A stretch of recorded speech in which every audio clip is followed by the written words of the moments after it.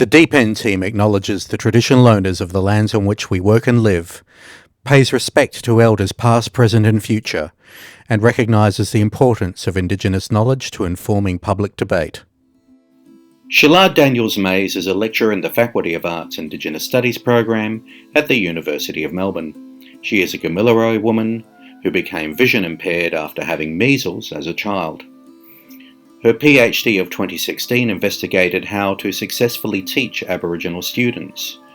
Her current work is framed within Indigenous knowledge and draws on her previous studies of education, psychology, sociology and criminology.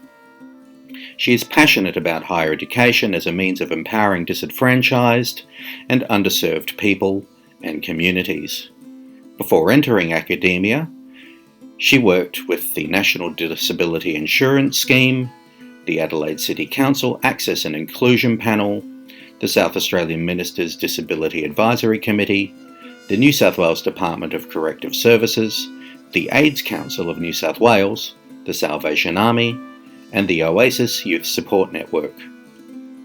This week, she was awarded her first project grant from the Australian Research Council with Erin Corn, yes that's me, and Anthea Skinner.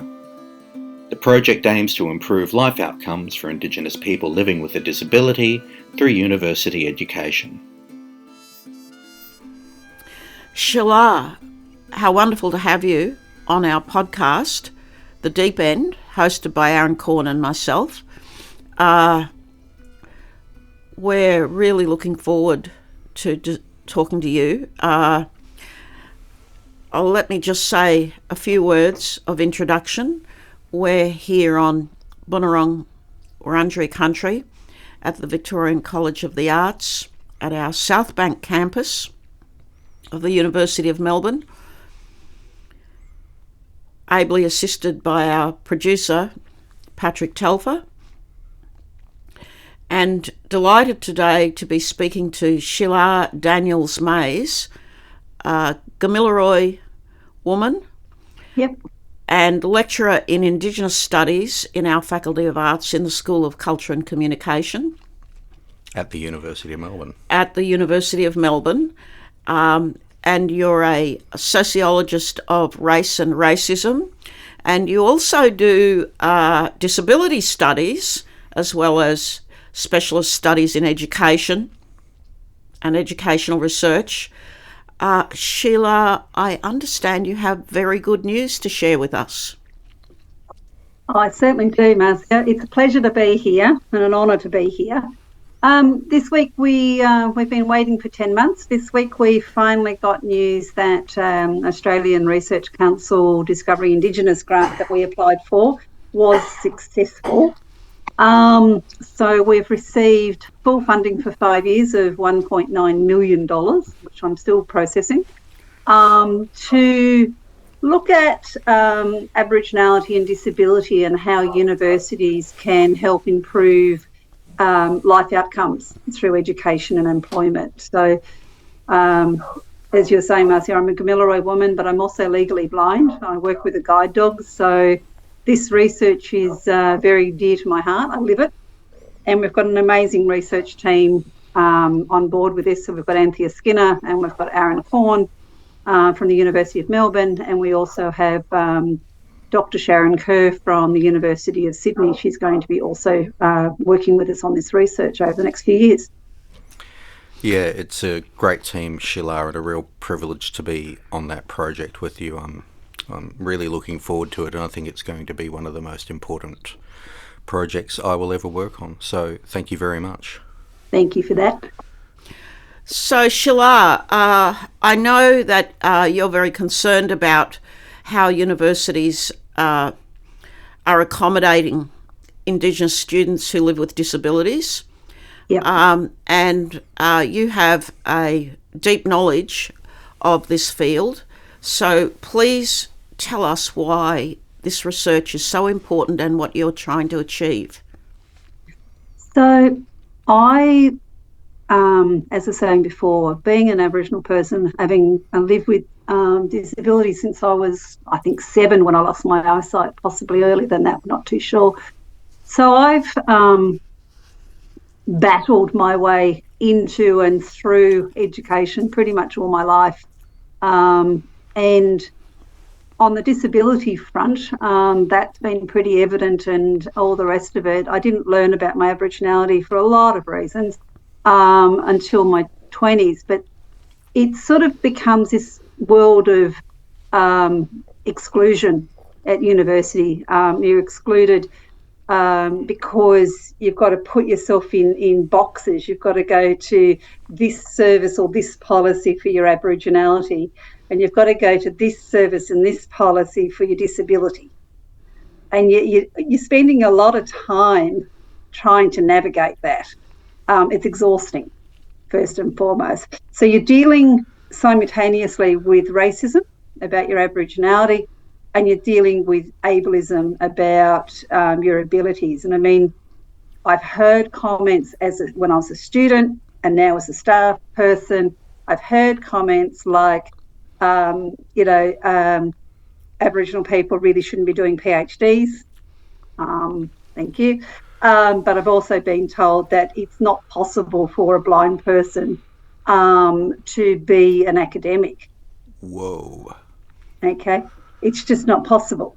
Okay. So you start to live with all those microaggressions, those little, not so subtle lashes all the time.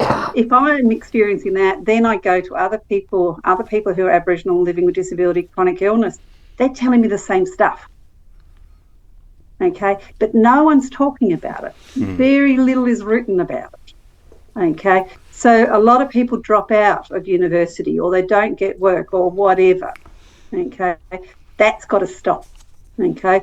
So for me, university, education in general, has been a pathway to being, economically independent, to my self-determination. I want that for other Aboriginal people with disability as well. So let's grab that and grab what others have to say, and let's change that system so that it's much easier, much more inviting, less racist, less ableist, and let's just get on with it. So despite all the naysayers, you did do your PhD. What did you do your PhD on? So I did my PhD on the topic of cultural responsive pedagogies of success. Basically, what I was looking at is I'm a high school teacher by training, as well as a few other things. Oh. But basically, I was looking at what successful teachers of Aboriginal children and youth were doing to help Aboriginal kids succeed in high school. So instead of looking at all the negatives, even though we got into those, it's like, what's being done right? Okay. And the topic wasn't chosen by me. It was actually chosen by Aboriginal communities in South Australia, where I was living and studying at the time. So it's actually a very big response to community over there. After all, they were the ones who told me that I was going to university to do a PhD. And as you know, Marcia, we don't argue with community. They said I had to go to university and do a PhD, and this is the topic, and that's what I did, and I thoroughly enjoyed it. So what were your major findings in relation to the activities or interventions that achieve the best outcomes for students? It was really quite incredible, because we had some elders involved in this as well. And I spent 2 years following 6 teachers across 2 schools, 5 teachers who were non-Indigenous and 1 who was Indigenous. All of those were nominated by the community. And really what was coming through very loud and very clear with these teachers were high expectations of all their students. Okay. Very much aware of the complex lives that First Nations students have beyond school. So if they turn up with a hot pink pair of shorts on, they're not automatically expelled. It's to find out how come that's going on. It was also about the curriculum was very diverse and inclusive. There was a lot of on-country learning from these teachers. Fishing, they went fishing before school. And that was a whole lot of geography and environmental studies and mathematics and home. It was all in one lesson on the riverbank. So it was a much more engaging way to get these students into school, and the kids love them. You know, they really, really love them. But I think the core finding of the whole thing is that the teachers there and the Aboriginal education staff at the schools refused to allow these students, Aboriginal students, to fail. They didn't accept failure as just the standard thing for Aboriginal children. And it was really exciting to spend that 2 years with these teachers, just watching them in their classrooms and watching the kids really not like them because the other teachers let them get away with blue murder. And then slowly but surely these kids start to change and go, actually, they've got my best interest in mind and I will do this for them. So it was really a whole process to go through. It's quite amazing. Marvellous. It is amazing. Really encouraging. Yeah, it was really hopeful. It's a little bit sad in a way that we're not seeing that as standard still in our schools. But I'm hopeful that things will change. We've got some really good First Nations scholars in our universities now teaching Aboriginal education and curriculum and all of that. So hopefully we will see that change coming through more and more. Yes. Brilliant. Hopefully. I'm hopeful. So I see you around campus occasionally, Sheelagh, with your beautiful guide dog. Yes. What's your guide dog's name? That's Topaz. And the students call her the blonde bombshell. She's very beautiful. Or Marilyn Monroe. She is She great. is beautiful. She is great. So the naysayers say that you couldn't do a PhD and you did. They say that you can't be an academic. So tell us a bit about how you work as an academic and what supports you get, what support you don't get in terms of, you know, the institution of the University of Melbourne accommodating you as a legally blind person in our academy. So my experience there has been pretty positive in many ways. I mean, I've been provided with the technology that I need. So, for example, my computer has a program called JAWS, which grabs all the text off it and speaks things out to me. So that's been really good. I've also been provided with a human person for up to 10 hours a week because a lot of the online platforms, websites, HR systems, et cetera, are not designed with accessibility for vision impaired people in mind, and that also includes some of our publishing places, so trying to put a journal article in for publication. So that human person, in this case Imogen, who's a PhD student at Uni Mel, Imogen and I work fairly closely together, so I can flick something to Imogen and say, can you upload this? And that included the system for ARC because I couldn't really access and use that system. So Imogen came on board to do all of that work with me, otherwise it wouldn't be possible. And, you know, there are challenges undoubtedly within the University of Melbourne. Last year we finished writing the new Disability Inclusion Action Plan. So that's going to see some big changes coming through, which is great. But we still have a lot of access issues to deal with at the university. For example, for me to go to my to access my nearest, and this is I always end up down this rabbit hole, toilets to access my nearest toilet involves going down 8 steps. So, this is a building that was built before the Disability Discrimination Act. So we've still got all of those problems to get through. We've still got some attitudes within the university to get through, but that's everywhere, and that's why we need this research to pull that out and see what we can change.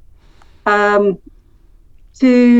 teach in a classroom, classrooms are not our computing systems in our classrooms, in our teaching spaces are not accessible for vision impaired or blind people. So having someone to come with me, such as one of the tutors or my human, into a classroom to set up to open the PowerPoint slides and all of that is absolutely essential. So the job is more than doable, obviously, but I think we've only found in Australia, we've only managed to find 9 vision impaired or blind academics. Wow. Yeah. Wow. Yeah. We started off with 7, and at one stage I was the only woman. We've increased a couple. But yeah, it's still not understood as a place for success for people with disability, particularly those who are vision impaired, blind, having hearing impairments. It's just quickly seen as, you can't do that. Mm. And how do the students respond to you? Students are really good. It's a bit of a surprise, but I mean, this is why I have a picture on my learning sites that is with my guide dog, so it's not a full surprise when they come into the classroom. But the students have often said that they're learning about how to be inclusive, seeing it in practice every day, seeing how I have support that assists me to do what I do. I know one student who's left now, graduated with an honours last year, because one of the things that I do in a teaching space is I can't see someone raise their hand to ask a question.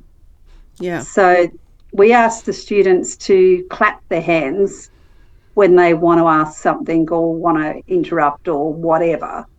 So it's an audio cue for me. And I've been doing that system for years, but this young man tells me that when he's in meetings now, he actually asks people to clap their hands. So he's continuing that practice on, and I know some school teachers that I've had in my classrooms are doing the same things with their kids, so that inclusive practice is going forward. The other thing with it too is that they're seeing that guide dog, a guide dog at work beyond the television ads, and for them it's often a first time. Our lovely Shanisa McConville trains guide dog puppies, and she fosters them. Yes. Oh, I didn't know that. Yeah. Wow. So I get to see guide dogs regularly. Yeah, it's good, isn't it? Yeah, it's wonderful. They're gorgeous. And I mean, we've got about, as far as I know, we've got about 11 different service dogs on campus at the moment who are either in training or we've got one service dog on campus who's there for someone with autism. And we've got another service dog there for someone who's in a wheelchair. So we've got lots of service dogs on campus at all stages of their career. That's great. I didn't know that. That's wonderful. Yeah, it's growing because Uni Melbourne, that campus there at Parkville is just so good with grass. Oh, yeah, it is, isn't it makes it really, really easy. I mean, that was one of my questions when I was being interviewed for the job. They said, okay, so how close is grass to my proposed office? Because I needed to know that, because where I studied in Adelaide, that university is just paving and cement, know. Yeah. And my former guide dog and I, sometimes we would have to jump on a tram. Oh, no. Go 4 stops, go to the grass. Oh, no. And then jump on a tram and come back 4 stops. So I didn't want to be living that. No. Oh, my goodness. So huge issue, that one. So yeah, you've got to think that through about, what's going to work for you as a team, not just if there'd been no grass on campus there, then I would have turned the job down. It just wouldn't be doable. Yeah. And so yeah, look, I would never have thought of that. Just, even as something as seemingly simple as that. I mean, seeing that as an accessibility issue in and of itself. I mean, that's the sorts of things that are changing here at we're doing now within the Faculty of Arts and in other parts of the university. Is when we're we've just restructured all the position descriptions so that they're accessible to whoever's coming. So putting promises into practice. But in that, there's this paragraph going in there about accessibility and good for service dogs. So it's sort of emphasising that this is your home. You can come here. This is where you can work. And we're also doing that for the new guide for event planning, which has got to be access has got to be more than wheelchairs. So this is all about listening to people with disability to say what would make it possible for you to be here. It's a wonderful, wonderful thing to know that strategy is currently being shaped up and rolled out. Getting there. So, yeah, well, that's good to know. Really good to know. Really good to know. Sheelagh, you have a view on the Closing the Gap strategy in relation to Aboriginal and Torres Strait Islander people who live with disabilities. What's your conclusion? Well, this is one of the many reasons for putting this application in for this funding, because all the statistics that we have, which aren't really fantastically reliable because no one's really deliberately gathering the data, but all the statistics that we do have and all the logic that we have tells us that Aboriginal people with disability is much higher than non-Aboriginal people with disability. So again, we're overrepresented in not that good ways.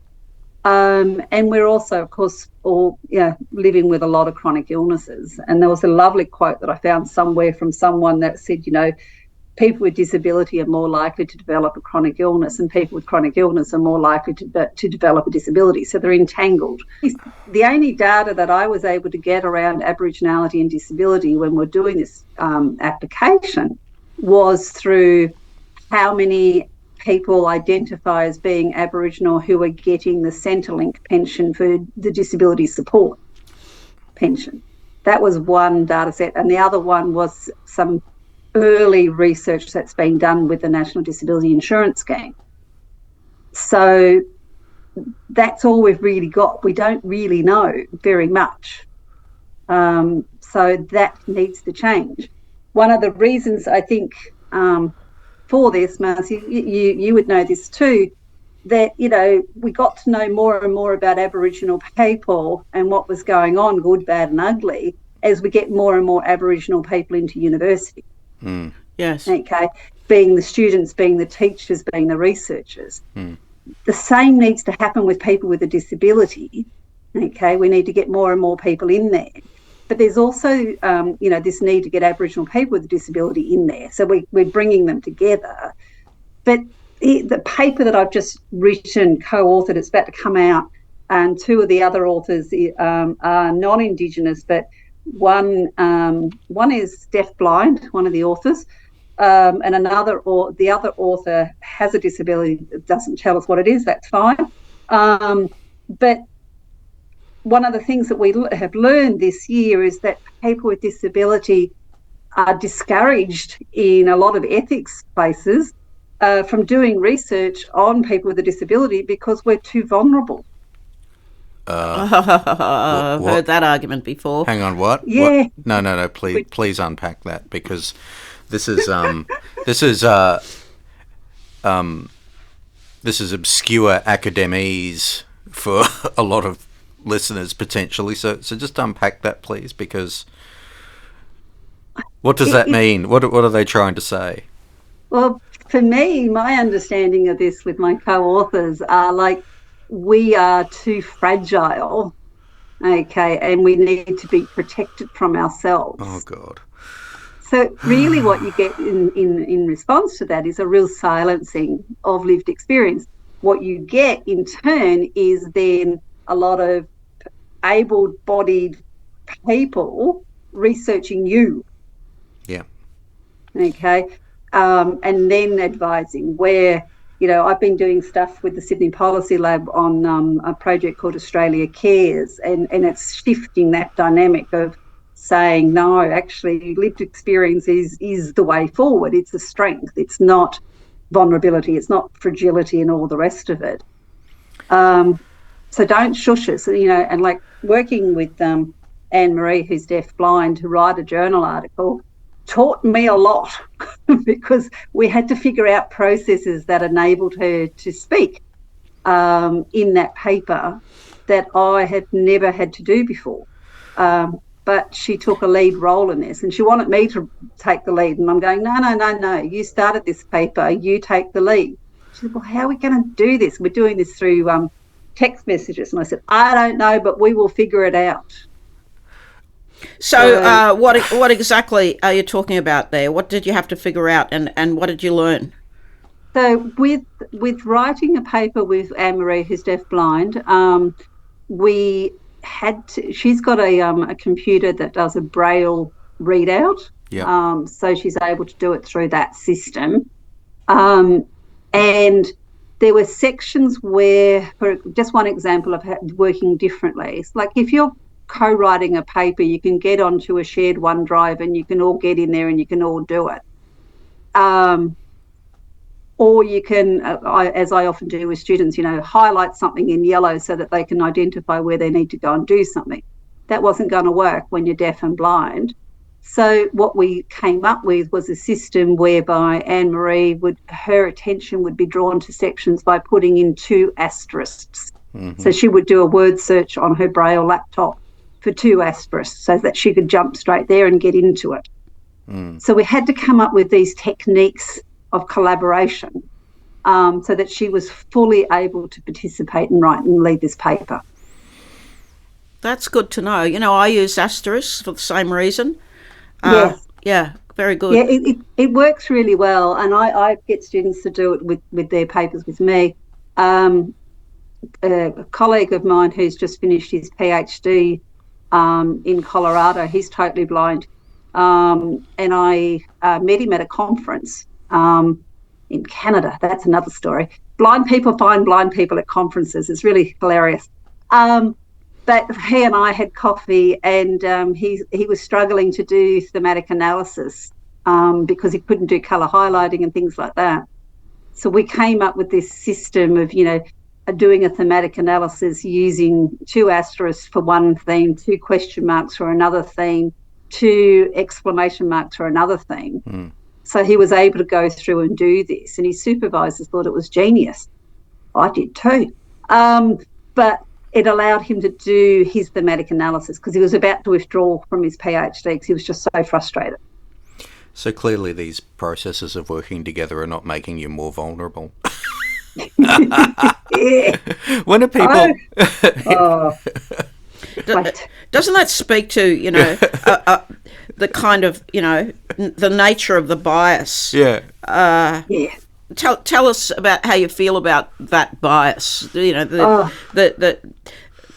idea that you're vulnerable. You're too vulnerable, despite the fact that you've got a PhD and you teach. You're too vulnerable to do research. Not to mention a really handsome dog. Really gorgeous dog. Yeah, she's gorgeous. Yeah. Look, it pushed a lot of buttons in me when this came up because I lost, as I said before, I lost my eyesight when I was 7, and I was a country kid, and there was no resources in the community where I lived in northern New South Wales. So I was packaged off at age 9 to an institution for what was referred to then as handicapped children. Mm.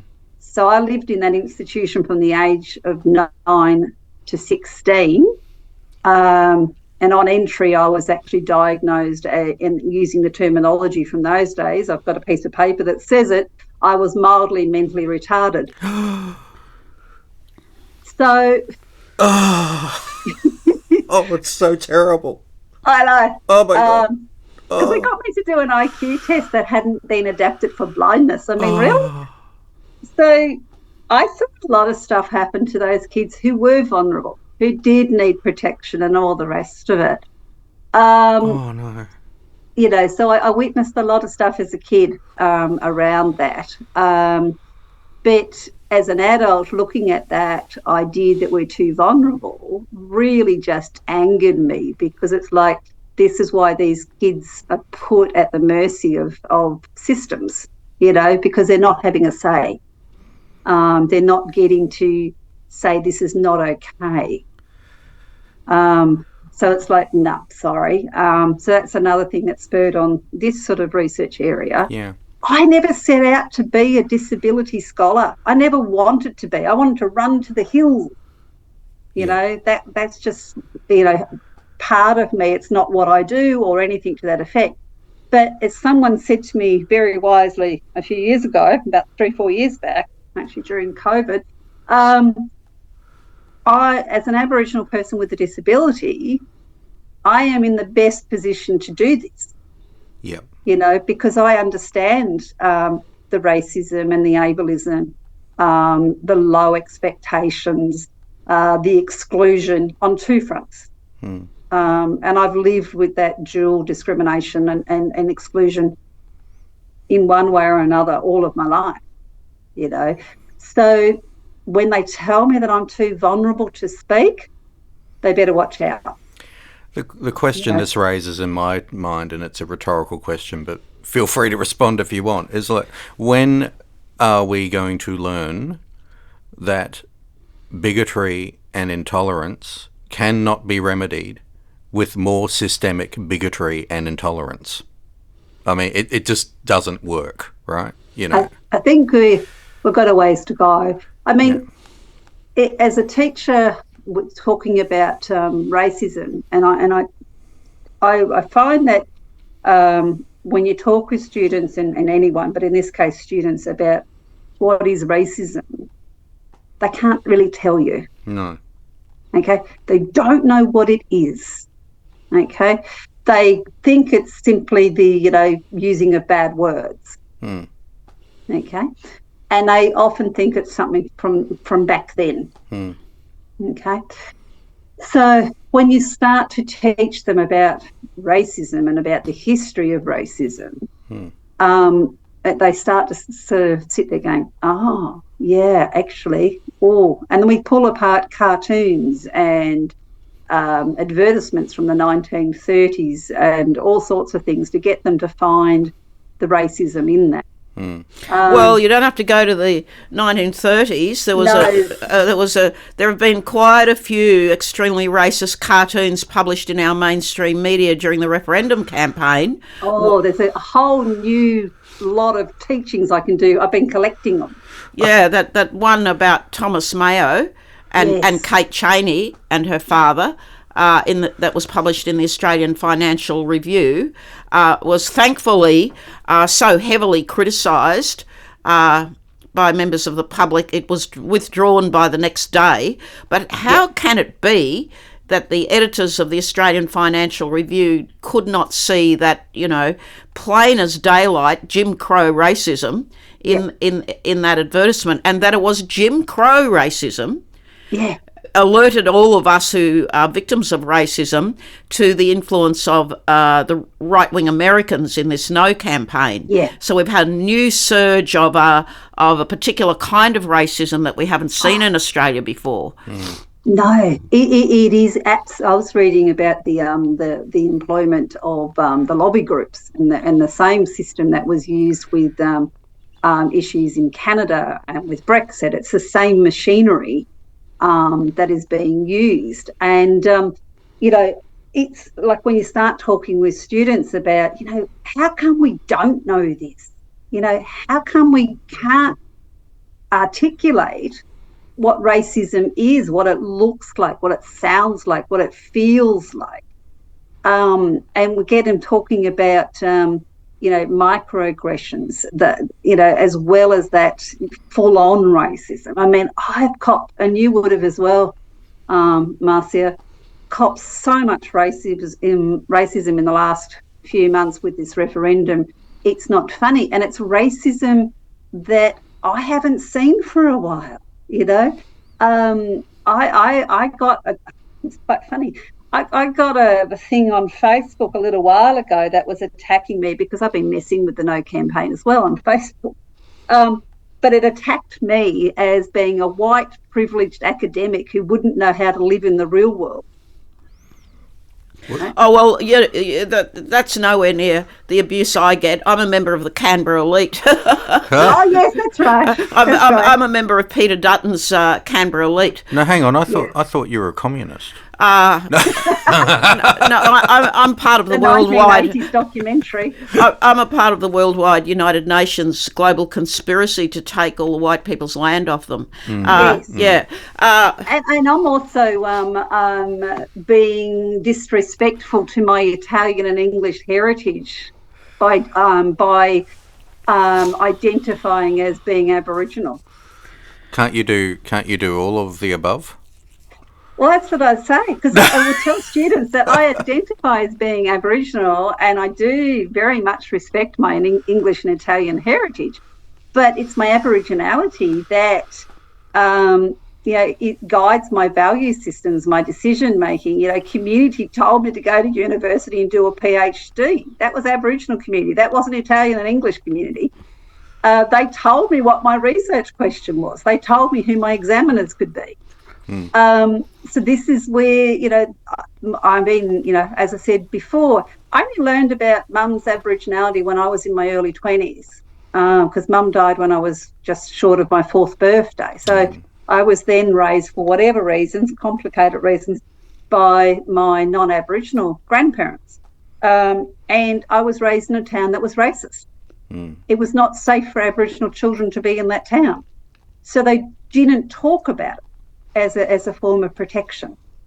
But I found out by accident in my early 20s. So, it's an amazing slanging match out there. It's just like it keeps on coming. It's interesting Sheelagh, it's interesting that you say that your students don't know what racism is, and you have to teach them by showing them examples and, to use that cultural studies term, deconstructing images and statements to reveal the racism. Yep. And you're a sociologist of race. You're familiar with critical race theory. You've taught both as a high school teacher and now as an academic. How do you believe we should tackle racism in the future Australia, given the extraordinary surge of racism that we've all experienced during the referendum campaign?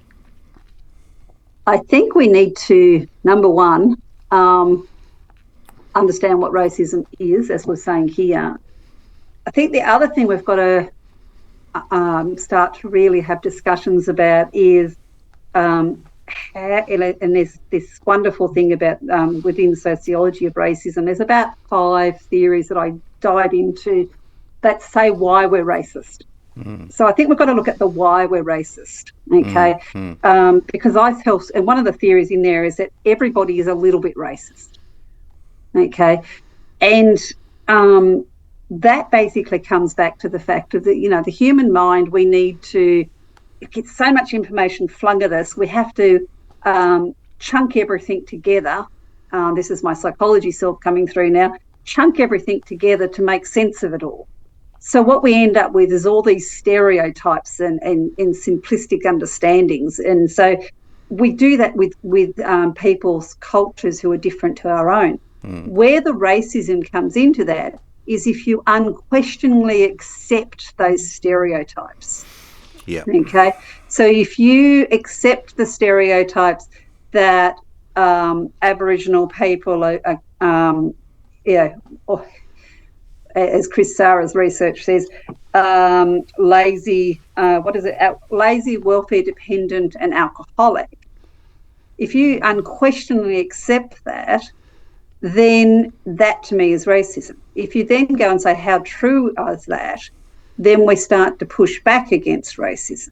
Okay. But if you accept Aboriginal people are lazy, alcoholic, and welfare dependent, if an Aboriginal person comes to you for a job interview, are you going to employ them? You don't want someone in your employment who's going to be lazy, dependent on welfare, and turning up with a hangover.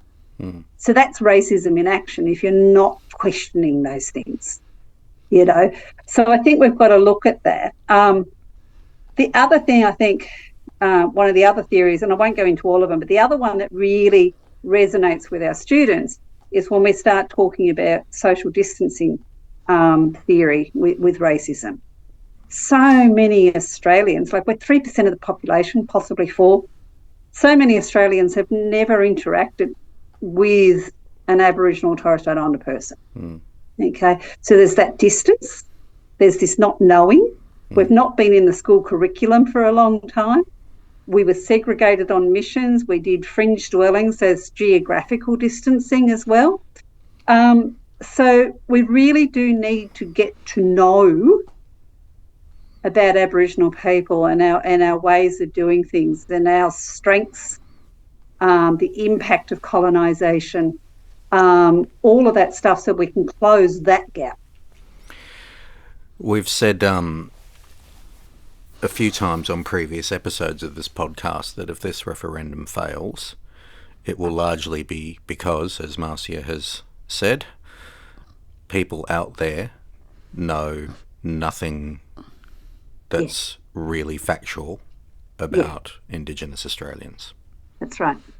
And, you know, honestly, in 2023, and considering that a lot of Indigenous peoples in Australia are some of the most studied peoples in the world, is, you know, it's a pretty damning prospect, really. It is. It really is. It means that, you know, the translational work and all the investment that all those elders over all those years in terms of attesting who they are and what they believe and what their values are and why everybody should, you know, should acknowledge that, you know, has largely gone nowhere. And I lament that. I think that's terrible. I think it's an absolute shocker. And I mean, you know, this is one of the reasons with teaching Indigenous studies. I'm always inviting First Nations guest speakers in there so they can meet more than me. You know, they need to be meeting other First Nations people and hearing from them. And this semester we tried something new, Marcia, with our first year Indigenous Australia course. We'd had some feedback previously, so we do listen to student feedback, that they really want to hear from young First Nations people. And a lot of the scholarship out there is not written by young First Nations people. They're part of a government report as juvenile delinquents or whatever. So what we did is we suspended lectures for a week and we did what I loosely called a youth yarn. And we got everybody into a different learning space, and I invited 3 of our First Nations researchers, honours student and 2 PhD students, to come in and sit and yarn with these students about what's important to them, what they, why the referendum is important to them, what their research is about, and all the rest of it. And I'll tell you something, Marcia, that will hopefully give you a bit of a smile. One of the young people that came into this, First Nations woman, said, she said, my mother told me that I need to read what, find a First Nations person that I respect and look at what they're saying about the referendum and trust what they're saying. And she said, the person I chose was Marcia Langton. Oh, that does there you go. Yeah, that cheers me up. Yeah. Yeah. And I just went, that's pretty amazing that she's, her mum has taught her to do that. She's only, 26? Yeah. 26, 27. So, it is for the students, it was a really great opportunity to hear from 3 young Aboriginal people. We also have 2 young Aboriginal people in that class who are struggling with their Aboriginality and referendum questions and all the rest of it. So, they probably have met more First Nations people this semester than they've ever met in their whole entire life. Mm-hmm. And that's a reality. But I think they got more out of that hour and a half than they did out of anything else. So it's been talked about every week since. So, how we close that gap, that distance, I don't know, because we're doing it, student by student? Yeah. Yeah, that's right. Yeah. And there's such good stuff happening on television, documentaries and what have you. But when we ask students if they're watching that, they're not. So they're not watching that stuff. So how do we do it? I don't know. Well, we'll come back to that question in the future, Sheelagh. Yeah, we'll get you back on and talk. Yeah, we'll talk about that, and we'll have some offline discussions about that as well. So, but our final... just before we get to the final question, I'm just wondering, as we head into, the possibility of a yes vote, yes. What structural things do you think could be pragmatically improved, particularly in your space, particularly where disability is concerned? Should a voice be established? What would you be looking for in that? I first of all would like disability to be included in the space. Gotcha. Number one. So we're starting there then. It's as basic as that. It's as basic as that. Gotcha. As basic as that. Loud and clear. Yeah. Yeah. Let's just be included. Okay. I mean, we only have 3, as far as I know, 3 Aboriginal academics with disability at the moment. We've got me here, and we've got one at Sydney University and one at Western Sydney University. And we're all working in disability spaces now. But the other 2, and I love them both, they're Aboriginal and male, and both have hearing issues. Mm-hmm. So we don't have a diversity there of representation at all. So I think we've got to get in there and just be heard. I mean, there's some wonderful research being done by the 3 of us, but it's not got anywhere to go and be heard. And as we've got this huge issue in our prisons where Aboriginal people with disability, cognitive issues is the main thing, are stuck there because there's nowhere to go. Yeah. That's so sad. This is not okay. Because I've worked in the prison system, I've seen this. And it's the same in the juvenile justice system. Yes. We have that research from Banksia Hill which shows a significant number of the children in Banksia Hill have acquired brain injury. Disorders of various kinds, and yet they're thoroughly criminalised in that system when in fact they should be treated as people living with disabilities, youngsters living with disabilities. It's very upsetting, isn't it? Yeah, prisons are not a substitute for adequate healthcare. Yeah, exactly. So, just to be heard, just to say, because being heard around this too is one of the problems we have with Aboriginality and disability is that Aboriginal understandings of disability are extremely different to Western medical social models of disability.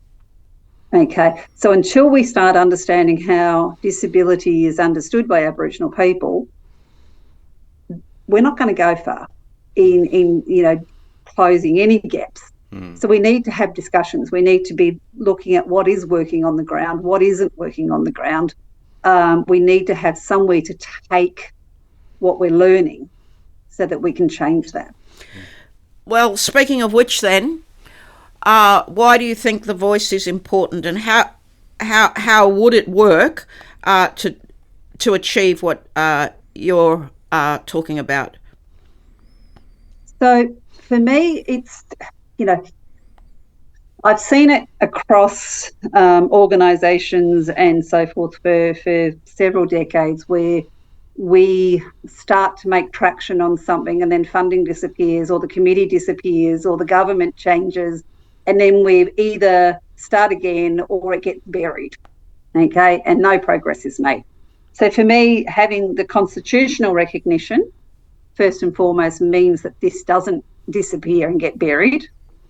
Having a voice, it's about that empowerment. It's about finding out what's happening on the ground, like at Banksia Hill, but also at, some amazing stuff happening in community. If we can find out what's working on the ground and then take that and to a centralised voice and say, this is what's working. We need funding. Can we try this elsewhere? You look at 8 Ways pedagogy in schooling. It started in Western New South Wales. It's taken off in different versions around Australia, okay? So it's about having a place where things can go, a place that can be understood, because it's First Nations people who get it, okay, from different parts. It's not about taking something that we know is working to some white bloody politician who doesn't get it and has never been on a remote community or never been Fitzroy or Redfern, who won't get it. So you've got to educate them before you even get to the solution. Let's stop that. That's what frustrates me, is we spend so much time having to first educate people before we even start talking about the solution. Okay, so for me, having that body there to be able to, who get it, who've got the lived experience, who are leaders in their own communities, taking it to them. We're not having to spend that time educating. We're not having to set up yet another inquiry or get yet another consultant. We've got the expertise in one place. That to me is really important. Sounds sensible. Sheelagh, we're all voting on October 14 in the referendum. Yep. If you were to meet up today with a person who was undecided or told you that he or she is going to vote no, what would you say to that person? I get this pretty much every day, being asked about stuff. I would be saying to them, so that you're really voting for things to stay the same, and the same right now is not working. Okay. And when I do come across someone who tells me that they're voting no, because I wear a badge out and about and I've got other stuff, I always ask them, how come? And they say, there's not enough. It's all this stuff that we're hearing. There's not enough data to blah, blah, blah. But the one that I hear the most is, two that I've heard the most being said to me is, I don't want them to take my house. Okay. And I said, I don't want your house. And I said to them, look, Native Title Act came in 1993 following Mabo. We haven't taken your house in 30 years. Do you think we're going to do it now? So that's the first thing I hear a lot of. The second one that I hear a lot of is it's going to divide the nation. Okay. And my answer to that is the country is already divided, in the sense that Aboriginal and Torres Strait Islander people are overrepresented in chronic illness statistics, in prisons, and in disability, and the list goes on and on and on. So if you do not think this country is already divided, think again, okay? Because there is one world for Aboriginal and Torres Strait Islander people that's not working right now. It needs to change. That's how we unite. That's how we move forward and become a non-divided country. So that's the other one I hear. What's the other one? There's a third one. So, we're going to get more privileges than anybody else, Marcia. We're going to have more rights than anybody else just because we identify as being Aboriginal. It's a shocking state of affairs when Pauline Hanson's slogans of the early 90s, when she won her first seat in Parliament back then, is now official Liberal Party policy. And and Australians are being deceived into believing this utter nonsense. Yeah, it's terrifying, really. It really is terrifying. Yeah. It's just it's concerning in big way that if the no campaign does win, what message does that send to us? This racism that we're experiencing now, this heightened racism, does it then continue because it's justified? It won? I don't know. That terrifies me, actually. I think that's right. I think that's exactly what's going to happen. The racists of Australia will gloat about winning the referendum, and they will be emboldened, and more racist policies and daily racist attacks on us will transpire, and I'm deeply worried. Yeah, you and me both. I was yarning about this with a few First Nations people the other day, and it's sort of like we're all in the same camp there. We're all sort of saying, do we just pack up shop and move overseas? It might be safer. I think we'll know from the referendum results where we're safe and where we're not. Yeah, that's true. So it's going to be interesting times moving forward with this.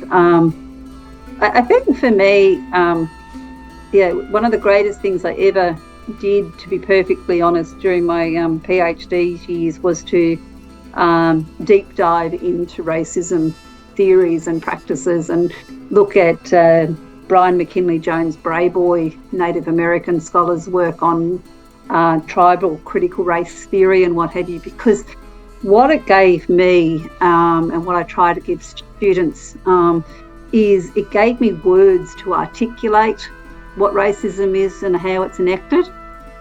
And that then sort of allows me to understand that what's been flung at me is racism. It's not person, it's their racism. So that's been one of the greatest gifts for me, is that what they fling at me is their racism. It's not me personally being, in deficit. So that's where I try to get students to and what have you. It's trying to get them to understand it's their problem. They need the education. I don't. That's the most important lesson that we can pass on to the young. Agreed. Absolutely agreed. Yeah.